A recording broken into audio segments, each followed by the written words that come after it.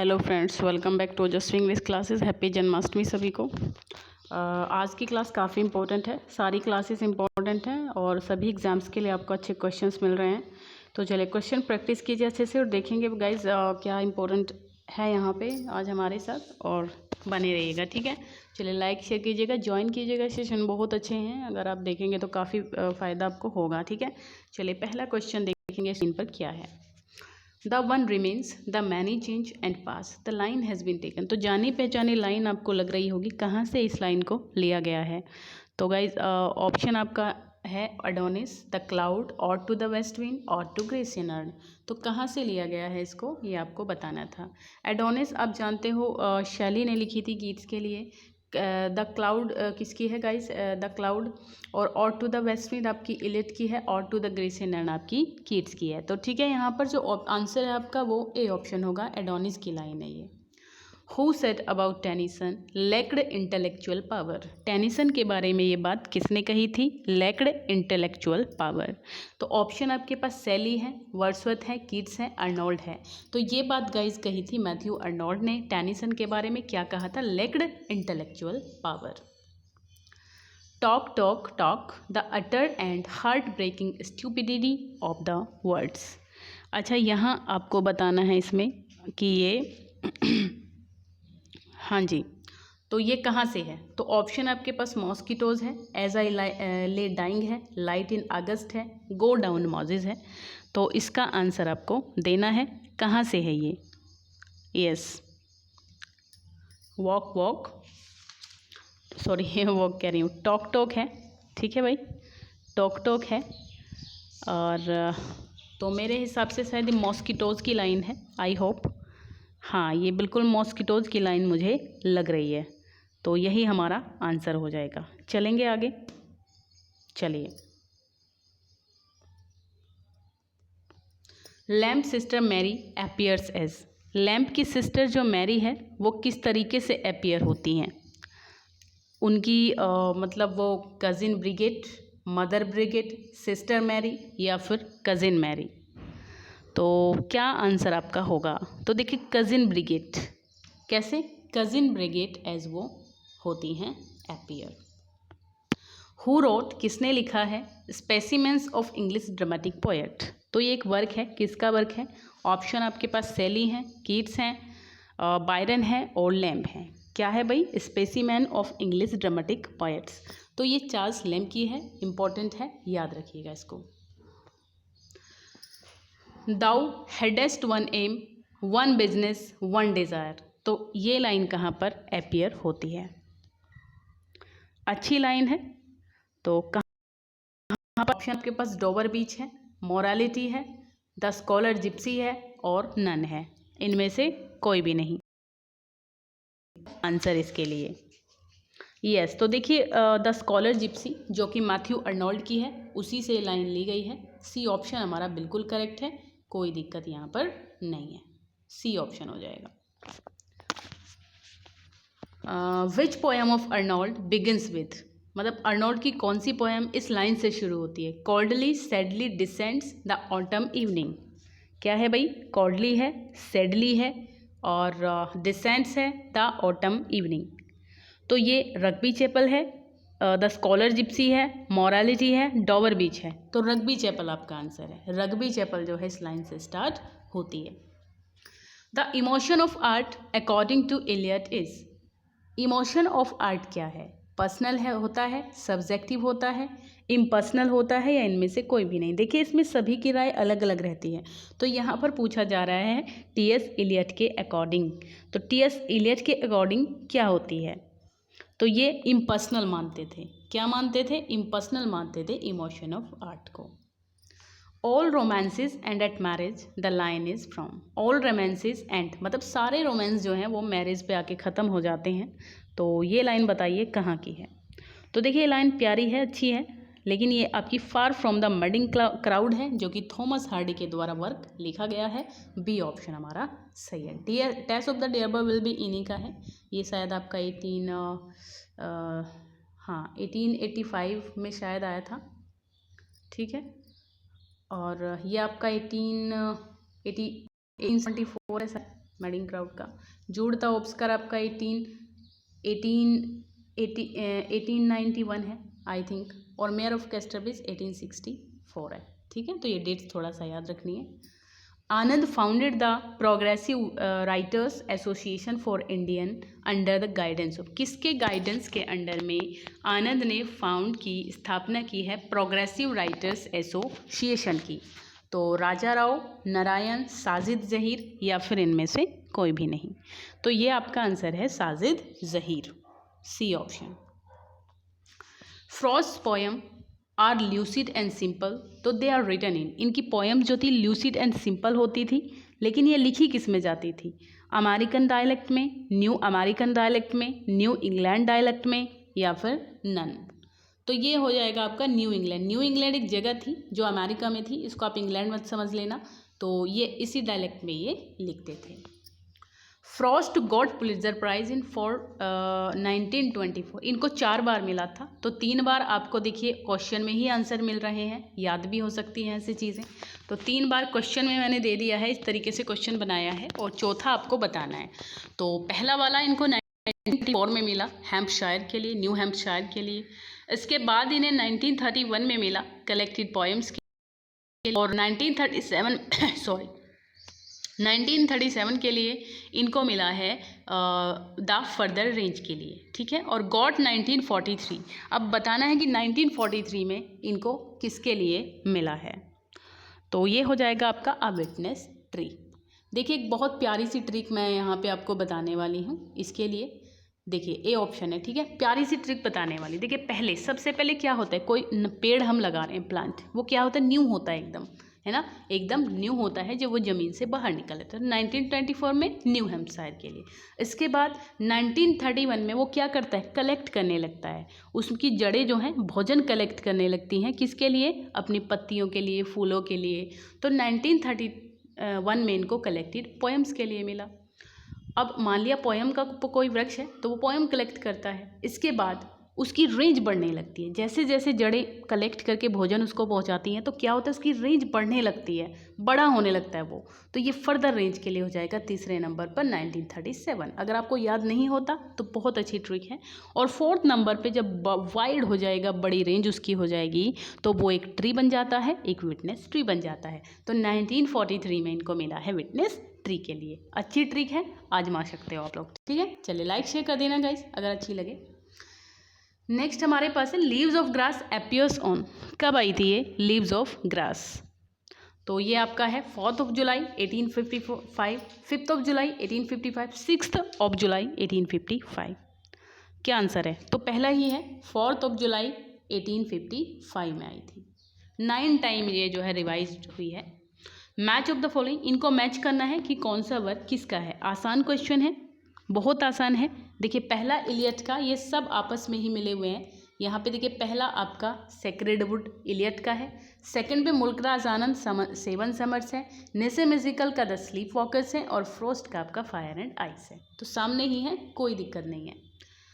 15 question है, man at war 1942 में आया था। एक एंथोलॉजी है वॉर के ऊपर, स्टोरी चूज की करके जो है डाली गई हैं। इंट्रोड्यूस करते हैं हेमिंगवे को on an idea suggested by, किसके द्वारा इनको ये आइडिया सजेस्टेड किया गया है? तो विलियम कोज़लेको, एंडरसन फॉकनर, या फिर इनमें से कोई भी नहीं। तो आपका आंसर हो जाएगा क्या? यस, यहाँ पर आपका आंसर हो जाना चाहिए पहला ही, विलियम कोज़लेको। एक सेकेंड गाइस, कहाँ पे पहुँच गए हम? ये वाला है आंसर, है ना, कोज़लेको। रॉबर्ट कौन, जैक कहाँ के कैरेक्टर हैं? तो इन अवर टाइम के टू हैव नॉट, या फिर the sun also rises.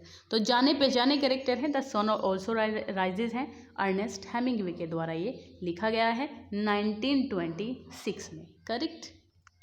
Which one is correctly imaged, यहाँ पर एक तरफ राइटर हैं और एक तरफ ऑथर हैं, एक तरफ उनकी जो है डेट्स हैं, जन्म वाली और मरण वाली। तो बिल्कुल आप देखिए और मिलाइए, इसको मैच कीजिए, कौन सा गलत है कौन सा सही है। तो देखिए मैं सारे सही ही लगा देती हूँ ताकि आपको चीज़ें याद भी हो जाए। तो देखिए पहला आपका बनता है विटमैन। विटमैन 31 मई 1819 में पैदा हुए और मार्च 26 1892 में डेथ हो गई। 91 है, 92 इसको अपोजिट कर दीजिए और एक ऐड कर दीजिए, ऐसे आप याद रख सकते हो ईयर को। सेकेंड है हेमिंगवे।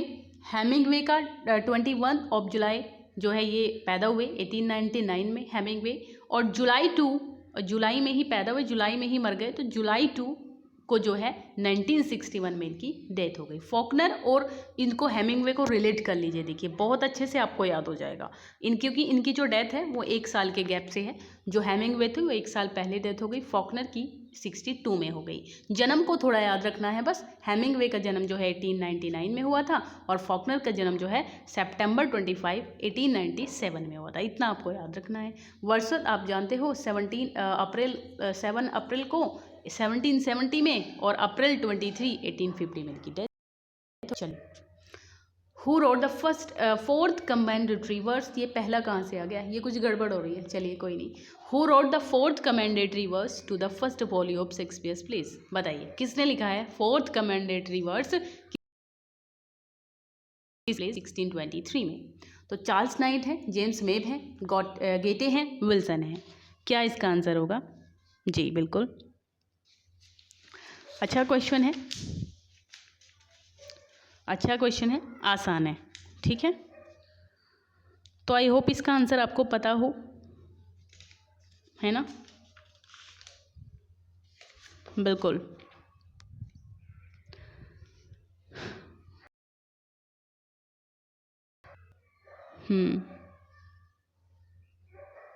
एक सेकेंड।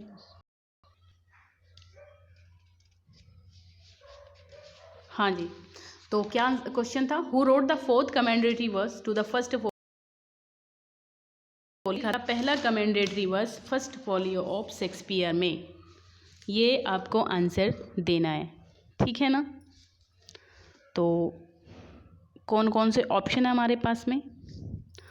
ऑप्शन हमारे पास काफ़ी सारे हैं भाई, तो मुझे लग रहा है जेम्स मेब है इसमें, है ना? जेम्स मेब मुझे लग रहा है, ठीक है। चलिए देख लें, आप देख लेना। नेक्स्ट क्वेश्चन, ये क्या हो गया, अटक जाता है ये कभी कभी। चलिए अब आ गया, सॉरी। अच्छा, द पिक्टोरियल शेक्सपियर, हाँ पिक्टोरियल जो शेक्सपियर है work, which had appears in parts, मतलब ये आया था पॉपुलर, एक ये क्या हो रहा है, अच्छा 2 बार होके ये आ गया था, सॉरी ये 2 बार कर दिया ना मैंने, तो ये 20 आ गया फिर, अब ठीक है। The pictorial Shakespeare which had appeared in parts में आया था 1838 से लेके 41 तक, तो ये किसके द्वारा लिखा गया work? Pictorial Shakespeare, Charles night का है, जेम्स मेब का है, गेटे का है, चार्ल्स नाइट का है, तो ये वर्क आपका चार्ल्स नाइट का है। डी। चलिए अगला क्वेश्चन है, अरे हो जा भाई, कुछ गड़बड़ हो रही है आज मोबाइल में ना। चलिए, who published Oxford lectures on poetry, किसने पब्लिश किया ऑक्सफोर्ड लेक्चर्स ऑन पोएट्री 1909 में? इसी ब्रैडले ने, जेम्स मेब ने, गेटे ने, सोफी ने, किसने करवाया है? ये आंसर देना है। यस, तो ये सोफी मेजोन आपका आंसर होगा। क्या है भाई? सोफी मेजोन, इन्होंने ही जो है ऑक्सफोर्ड लेक्चर को करवाया था। Next question, yes, who wrote Shakespeare a critical of his mind and art, ये नंबरिंग आज बहुत गड़बड़ हो रही है, कोई समझ लीजिए इसको, क्योंकि इससे पहला 21 था तो ये 22 है ना, कभी कभी टाइपिंग में हो जाता है। तो who wrote Shakespeare a critical study of his mind and art, ये वर्क बताइए किसका है? इंपॉर्टेंट वर्क है, आपको याद भी रखना है, ठीक है ना? His mind and art, yes.